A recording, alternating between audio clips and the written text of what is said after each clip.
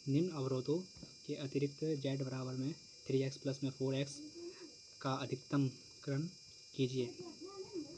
z बराबर दिया गया है, हल z बराबर में 3x प्लस में 4y और एक है x प्लस में y greater than equal to 4।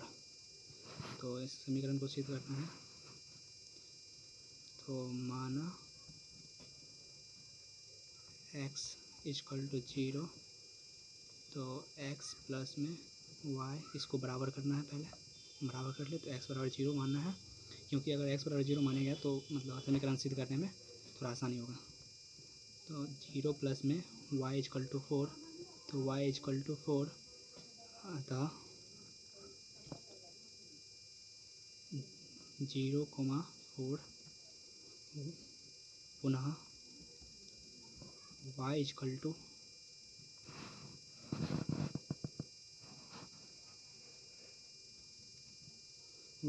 0, फिर लिखेंगे x प्लस में समीकरण में x plus y equal to 4, x plus में जी वाई की जगह क्या बचना है 0 इक्वल टू 4, तो x इक्वल टू 4 समीकरण बनेगी बिंदु 4,0,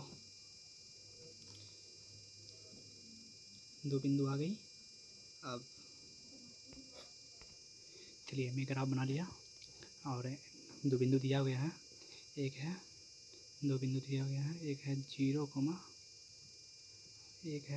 0,4 और 4,0 दो बिंदु था। तो पहला बिंदु कितना है 0,4, x कितना है 0 और y कितना है 4, और यहाँ पे x कितना है 4 और y कितना है 0। तो दो बिंदु को मिला लेंगे। तो मैंने एक लाइन खींच लिया 0,4 से 4 और कितना 4,0, जो समीकरण दिया गया है जिसमें हम x equal to 0, y equal to 0, तो 0 प्लस में 0 ग्रेटर देन इक्वल टू 4, अतः मतलब 0 से बड़ा है 4, तो यह 0 की ओर मतलब सत्य है, जो 0 से बड़ा है मतलब कि 0 से बड़ा यह संख्या है, तो यह मूल बिंदु की ओर संख्या बनेगी।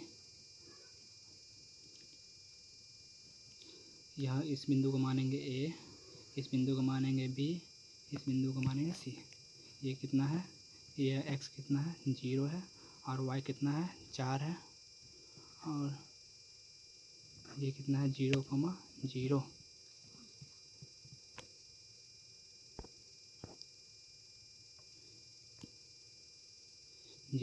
है ये। चलिए तो तीनों बिंदु हम ये जो है पहले बिंदु बनाना है, एक निर्देशांक के लिए बनाना है। आज इतना जेड दिया होगा, जेड के लिए 3x प्लस में 4y है। बिंदु जितना था a, 3 को बिंदु था तो 3a b c, उसके बाद इसका निर्देशांक a का निर्देशांक 0,4 था, b का निर्देशांक 0,0, c के निर्देशांक 4,0। तो यहाँ पे सिद्ध करना है z बराबर में 3 गुने 0 प्लस में 4 गुने में 4 इक्वल टू 0 प्लस में 16 इक्वल टू 16।